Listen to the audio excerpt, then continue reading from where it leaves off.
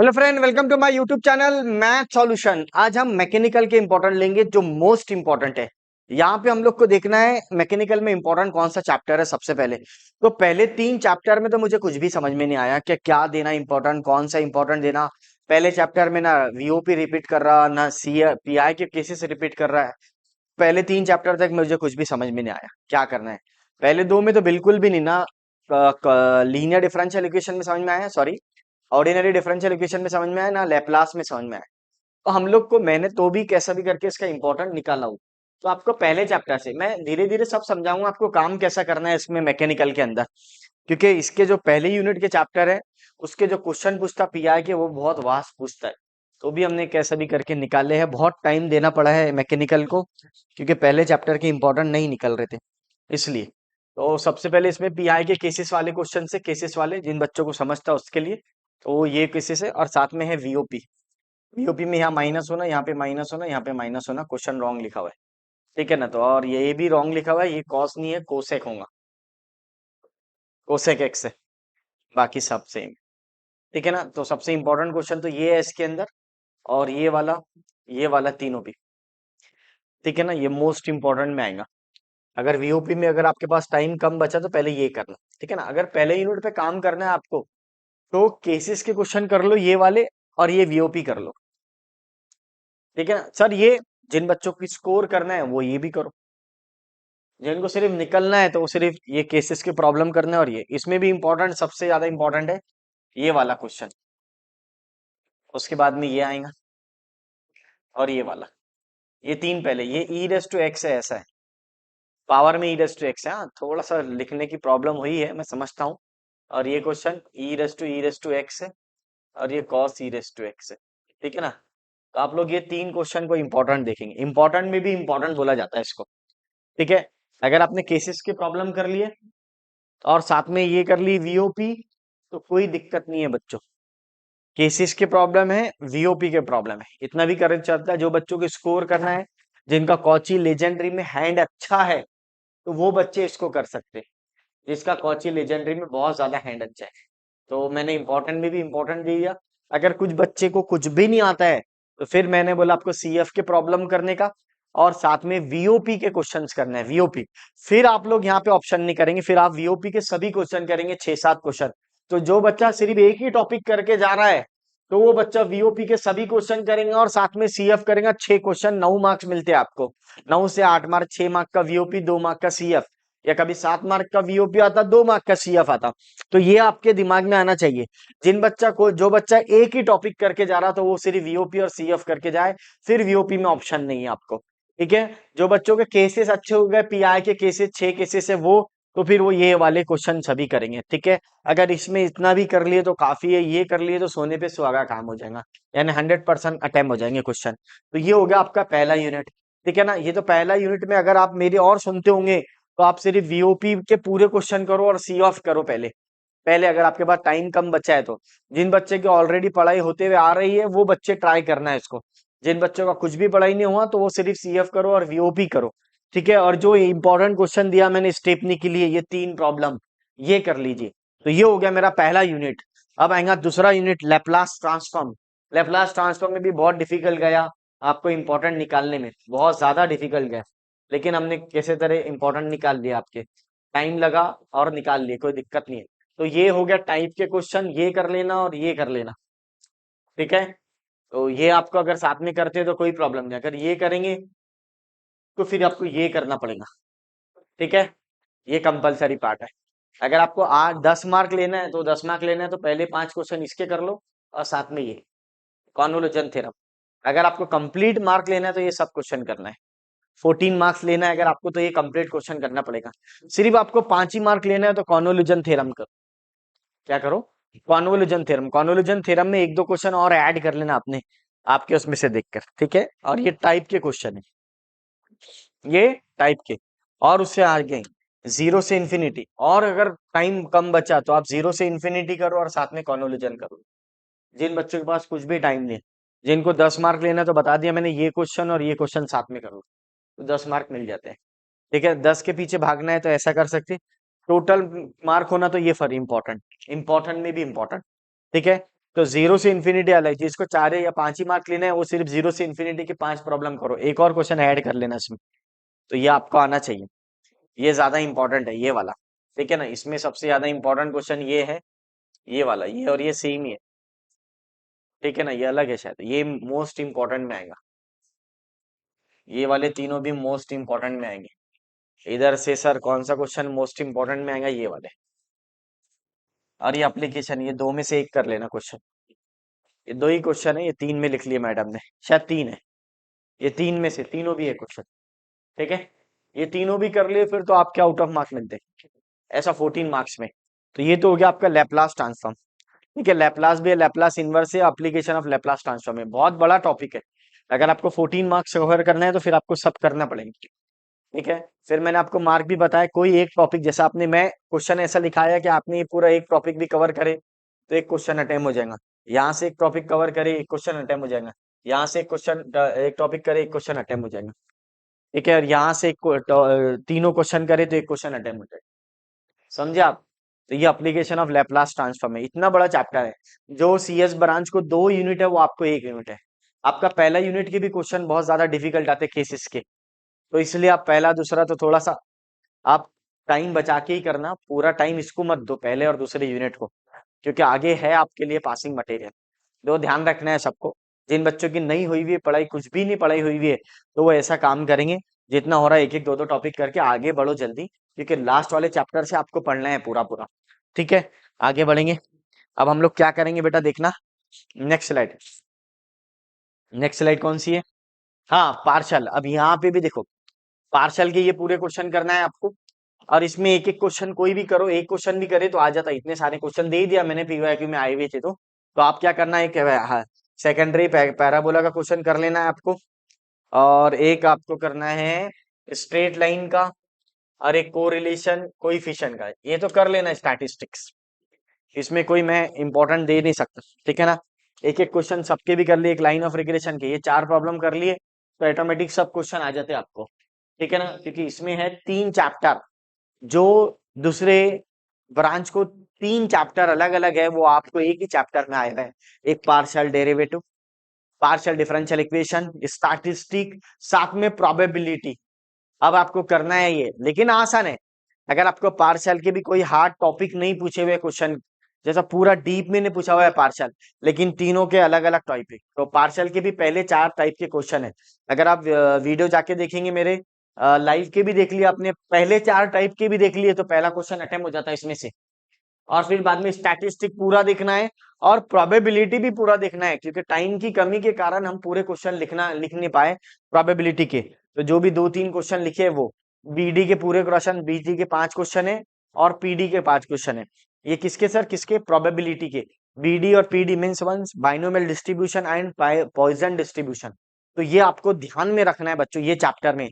हाँ, जिन बच्चों को सिर्फ पास होना है और जो डेरिवेटिव इंटीग्रेशन का प्रॉब्लम है, तो स्टैटिस्टिक पूरा करो, प्रोबेबिलिटी पूरा करो। जिन बच्चों को सिर्फ पास होना है उनकी बात करो, और जिनको डेरिवेटिव इंटीग्रेशन कुछ भी नहीं आता, तो एक क्वेश्चन यहाँ से आएगा आपको और एक क्वेश्चन प्रोबेबिलिटी से आएगा। अब ये प्रोबेबिलिटी में टाइम की कमी के कारण क्वेश्चन नहीं बने, तो लेकिन ये जो इंपॉर्टेंट दे दिया मैंने। और आपको 4-5 क्वेश्चन और करना है, तो प्रोबेबिलिटी के मेरे वीडियो देखना है आपको। ठीक है ना, अगर आप इसको देखेंगे, चेक करेंगे, तो ये पीडी का क्वेश्चन है, ये भी पीडी, ऊपर वाला भी पीडी का क्वेश्चन है, ये बीडी का क्वेश्चन है, और ये वाला सर, ये बीडी का क्वेश्चन है, ऊपर वाला भी बीडी का क्वेश्चन। अगर आप यूट्यूब पे जा सिविल के भी देखेंगे, सिविल के इंपॉर्टेंट में पूरे है प्रोबेबिलिटी के क्वेश्चन। तो वैसा, या फिर आप डायरेक्टली जितने वीडियो है मेरे प्रोबेबिलिटी के वो सब देखो, क्योंकि इसमें कुछ ही नहीं बेटा, एक वीडियो भी आगे अगर आपको तो ऑटोमेटिक सब आ जाता, सब ऐसा रिलेटेड है। For sake of completion question complete करना है बस आपको, कि सॉल्यूशन होना आपके पास, कोई ऐसा नहीं कि हर क्वेश्चन को अलग अलग कॉन्सेप्ट लगा हुआ, कुछ भी नहीं लगा हुआ। तो प्रोबेबिलिटी आपको सबको करना है। ये आ गया आपका, जिनको सिर्फ पास होना है, इंटीग्रेशन डेरिवेटिव का बहुत ज्यादा दिक्कत है, तो स्टैटिस्टिक और प्रोबेबिलिटी कंपलसरी करेंगे, और सब क्वेश्चन करेंगे, कुछ नहीं भी पढ़े तो चलता, ये करना है आपको। इसके बाद में आता है अगला चैप्टर। ठीक है ना, और जिनको डेरिवेटिव इंटीग्रेशन का प्रॉब्लम है और बताया गया, देखना बेटा, अब चेक कर लेना बेटा। अब आ गया ये कॉम्प्लेक्स फंक्शन। हाँ, अब देखो, इसमें तो बहुत सही ऑप्शन है, आपको दिक्कत नहीं है। जिनका ये सबसे पहले ये एनालिटिकल के क्वेश्चन करना है आपको, साथ में ये बीटी के क्वेश्चन करने हैं, बस 13 मार्क यही मिल जाते। और स्टेपनी के लिए बैड लक चले, 99% में आपकी किस्मत नहीं है, 1% में किस्मत है, तो साथ में ये कर लेना, लॉरेंस के क्वेश्चन, कॉची के एक एक क्वेश्चन, बस ये सब के एक एक क्वेश्चन कर लेना। ये देखो ये दिया मैंने पूरा, अगर टाइम मिलता है तो कर लिए, बहुत अच्छी बात है, कोई प्रॉब्लम नहीं है। लेकिन अगर टाइम कम है, अगर आपके पास बहुत टाइम कम है तो ये करना है। और इसमें भी देखो, और जुगाड़ में भी जुगाड़ बताता हूँ मैं बच्चों आपको, क्या करना है जुगाड़ में भी जुगाड़ सर, जिनका डेरिवेटिव इंटीग्रेशन कुछ भी नहीं है, एनालिटिकल पढ़ने में प्रॉब्लम जा रहा है, तो वो बच्चे सिर्फ बीटी के क्वेश्चन करो कंपलसरी। बीटी के जितने वीडियो वो देखो, ये 5 क्वेश्चन करके कॉम्प्लेक्स नंबर को खत्म करो। अगर आप नोटिस करते होंगे तो हर चैप्टर में से 5 5 6 6 क्वेश्चन देता हूँ मैं, 30 से 36 प्रॉब्लम सिर्फ ओनली। अगर आपको पास होना है 30 क्वेश्चन कर लो, हो गया आपका। जिन बच्चों का डेरिवेटिव इंटीग्रेशन में प्रॉब्लम है, जिनका बहुत अच्छा है डेरिवेटिव इंटीग्रेशन, जिनको समझता है सब, तो ये क्वेश्चन सब करके जाओ। ये तो ऐसा है कि फिर आपको कोई ऑप्शन नहीं, आपके ट्राई हो जाएंगे। लेकिन अगर आपके पास टाइम कम है तो पहले ये और ये कर लेना, पहले हर चैप्टर के जो जो मोस्ट इंपॉर्टेंट है, इंपॉर्टेंट में भी मोस्ट इंपॉर्टेंट है, वो टॉपिक करके जाओ। अब इसमें मैंने वो भी बता दिया, पहले मैंने बोला जिनका डेरिवेटिव इंटीग्रेशन का प्रॉब्लम है, वो सबसे पहले प्रोबेबिलिटी, स्टैटिस्टिक और ये बीटा वाला, इसमें डेरिवेटिव कुछ भी नहीं आता है बच्चों। तो ये देखो ये कवर होते हैं आपके, ये 6 मार्क, वो पिछले 10 मार्क, और ये अगला जो चैप्टर आने वाला है न्यूमेरिकल मेथड, उसके 13 मार्क हो गए, तो पास हो गया, कुछ भी नहीं करने की जरूरत है। लेकिन इसको अच्छे से, जितने मेरे वीडियो सब देखने का अच्छे से, और कैल्सी यूज करके आना चाहिए। नहीं आता कमेंट करके बताना, जिन बच्चों को कैल्सी यूज करके नहीं आ रही है, तो ये मेरे को ध्यान में रख के काम करना है। और जिनका मैथ्स बहुत अच्छा है, जिनको थोड़ा समझता है ये कॉची रूल वगैरह, ये सब करो फिर, ठीक है ना। फिर आपका देखो इंपॉर्टेंट में भी इंपॉर्टेंट, मैकेनिकल ब्रांच में पहला चैप्टर दूसरा चैप्टर देखा मैंने, बहुत प्रॉब्लम चलेगी मेरे को।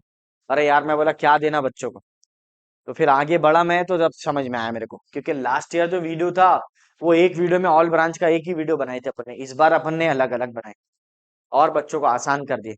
ये आप ही लोगों के लिए बना रहा हूँ बेटा।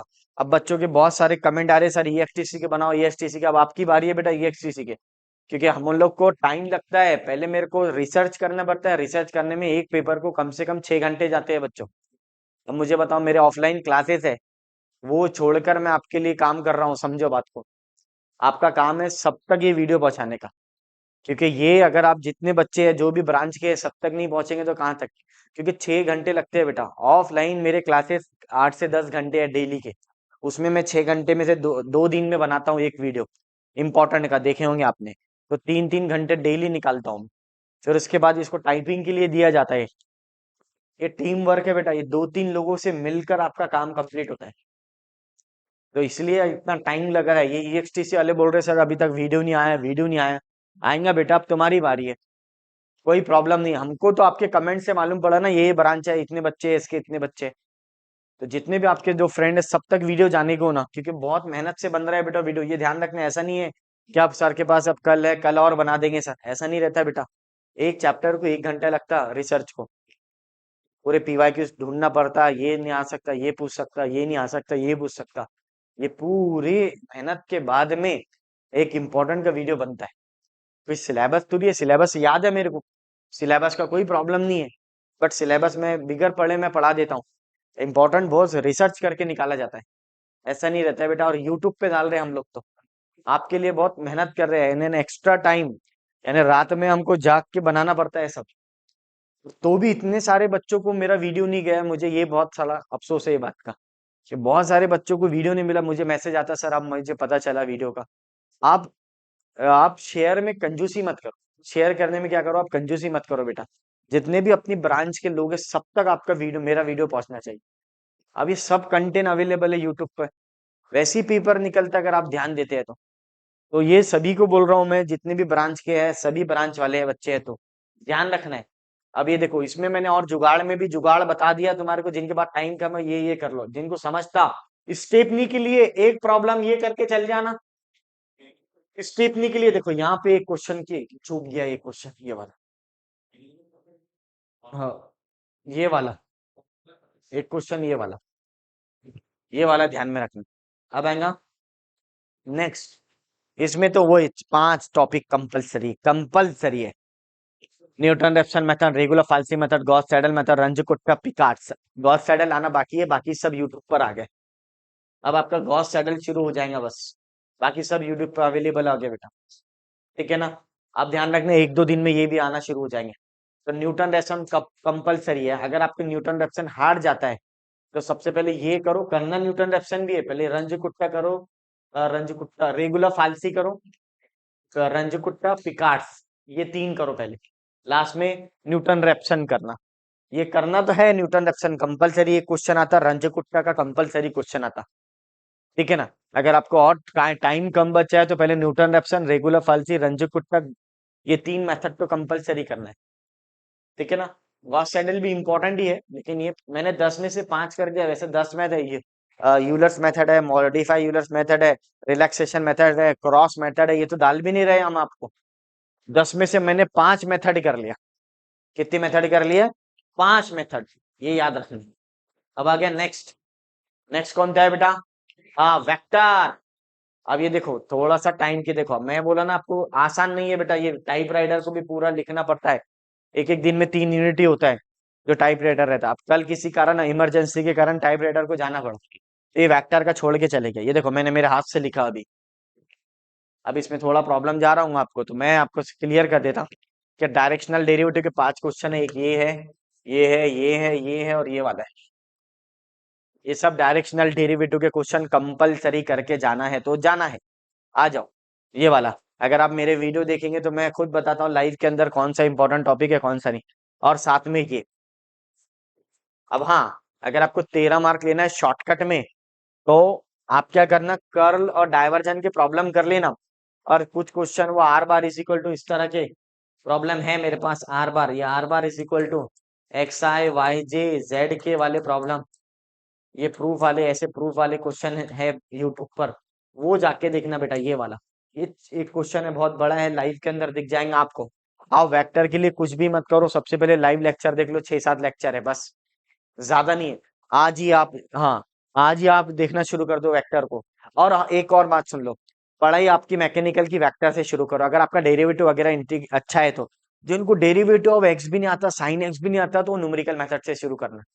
उन्होंने क्या कर लेना, न्यूमेरिकल मेथड कर लेना, प्रोबेबिलिटी, स्टैटिस्टिक और बीटी, बिलियनरी ट्रांसफॉर्मेशन, और एक स्टेपनी के लिए वीओपी के, या फिर डायरेक्शनल डेरिवेटिव के 5 प्रॉब्लम कंपलसरी करके लेना। 5 प्रॉब्लम क्या करना है, कंपलसरी कर लेना है आपको। ये याद रखना है सब बच्चों को। ठीक है ना। ये स्टेपनी के लिए अगर बैड लक चले तो, किसी कारण रॉन्ग आया तो, ठीक है ना, डायरेक्शनल डेरिवेटिव के। अब देखना, ये डायरेक्शनल डेरिवेटिव की प्रॉब्लम है, और ये जितने क्वेश्चन है डायवर्जन और कर्ल के, यही कर लिए तो आपके 13 मार्क कवर हो जाते हैं। लेकिन अपन स्टेपनी के लिए और बताएंगे आपको, स्केलर पोटेंशियल फाई, अगर बैड लक चले तो क्या करना, ये आ जाओ। हाँ, ये किसके क्वेश्चन है सर? हाँ, ये भी एक डायरेक्शनल डेरिवेटिव का एक प्रॉब्लम है, ये भी करना है आपको। हाँ, हाँ, ये भी इंपॉर्टेंट है। ये देखो मैंने हाथ से लिखा हो बेटा, कल इमरजेंसी में 5 बजे जाना पड़ा बच्चों को लिखने, जो लिखता है टाइपराइटर अपना, लेकिन अपने को तो वीडियो एनी हाउ आज देना है आपको, तो इसलिए मैंने लिख के लाऊं, लिखा हुआ। अभी देखो बच्चों को वेट करने लगाया हूं मैंने, बच्चे वेट कर रहे हैं बैच के, ऑफलाइन बैच के, लेकिन आपका वीडियो बन रहा है, क्यों? ताकि ये लिखने में लेट हो गया। अब आ जाओ, यहाँ पर आ जाओ। स्केलर पोटेंशियल फाई, अभी आ गया स्केलर पोटेंशियल फाई, एक ये हो गया, ये हो गया, ये हो गया, ये हो गया। ठीक है, ये स्टेपनी के लिए है। ठीक है, ये कर लेना, जिनको अच्छे से आता है ये कर लेना बेटा, इंपॉर्टेंट हर टॉपिक करके जाना है। इधर से लास्ट वाला, ये लाइन इंटीग्रल का प्रॉब्लम है, और ये स्टोक थ्योरम का। ये देख लो एक बार, इसका फोटो ले लेना बच्चों, फिर इधर से आ जाओ। ये लाइन इंटीग्रल का प्रॉब्लम है और स्टोक थ्योरम का क्वेश्चन है। ठीक है, ये वही बच्चे करना जिसको थोड़ा बहुत समझता है डेरिवेटिव और इंटीग्रेशन। ठीक है, जिसको नहीं समझता है तो मैंने आपको बता दिया क्या करना है बच्चों। जिसको नहीं समझता उन्हें यही काम करना है, एक तो डायरेक्शनल डेरिवेटिव कंप्लीट करना है, और ये वाला क्वेश्चन, ये मैकेनिकल ब्रांच के है। हाँ, पहले तो मैं बहुत डर गया कि यार मैकेनिकल के कैसे इंपॉर्टेंट निकालना, पहले 2 चैप्टर को देखा, फिर आगे आगे बढ़ा तो थोड़ी मेरा कॉन्फिडेंस लेवल बढ़ा है। तो आसान है पेपर निकालना, कैसा करेंगे, हर बच्चे को न्यूमेरिकल मेथड आना चाहिए, हर बच्चे को स्टैटिस्टिक आना चाहिए, हर बच्चे को प्रोबेबिलिटी आना चाहिए, हर बच्चे को बीटी का प्रॉब्लम आना चाहिए, हर बच्चे को वीओपी आना चाहिए, समझे? हर बच्चे को डायरेक्शनल डेरिवेटिव आना चाहिए। फिर मैंने लास्ट में हमेशा बताता हूँ क्या फिक्स टॉपिक है वो करके जाना है आपको। तो मैं आपको फिर बोल रहा हूँ, पहले चैप्टर में वीओपी प्लस सीएफ, दूसरे में जीरो से इंफिनिटी वाले प्रॉब्लम और कॉन्वोल्यूशन थ्योरम, तीसरे के अंदर प्रोबेबिलिटी, स्टैटिस्टिक, और partial derivative, partial differential equation, ये होता है तो करना, नहीं तो ये कंपलसरी है। फिर न्यूमेरिकल मेथड पूरा करना है, कॉम्प्लेक्स नंबर में एनालिटिकल के क्वेश्चन और बीटी के क्वेश्चन, बीटी तो करना ही करना है आपके कंपलसरी। और डायरेक्शनल डेरिवेटिव के प्रॉब्लम, और मैंने बोला डाइवर्जन और कर्व वाले क्वेश्चन, ये क्वेश्चन कंपलसरी करके जाना। एक एक टॉपिक भी करे अगर आपने, हर यूनिट में आपका पेपर निकलता मैकेनिकल का, पहले 2 यूनिट में ज्यादा टाइम वेस्ट नहीं करना, बाद के 4 को देखना। पहले 2 यूनिट में बस वीओपी करो, और साथ में बच्चों जीरो से इन्फिनिटी और कन्वोल्यूशन थ्योरम करके आगे बढ़ जाओ। हाँ, जिन बच्चों को ऑलरेडी हुए हुआ है दोनों यूनिट तो वो पढ़ लो बेटा, जिनको नहीं आता वो ध्यान में रखना, इंपॉर्टेंट क्वेश्चन करके जाने का, इंपॉर्टेंट में भी इंपॉर्टेंट। तो इस तरह सभी मैकेनिकल ब्रांच के बच्चों तक ये वीडियो जाना चाहिए।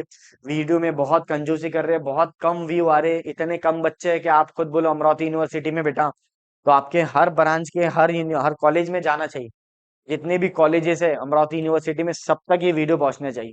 वीडियो में बहुत ज्यादा कंजूसी हो रही है, ध्यान रखना है बेटा। आप खुद देखो व्यू बहुत कम आ रहे हैं बेटा, व्यू अगर आएंगे नहीं तो हमारा कॉन्फिडेंस लेवल बढ़ेगा नहीं। ठीक है ना, आगे हम वीडियो वीडियो डालने में प्रॉब्लम जाएंगी फिर। ठीक है बेटा, चलो मिलते हैं नेक्स्ट वीडियो में। और वीडियो पसंद आए तो लाइक शेयर एंड सब्सक्राइब कीजिए।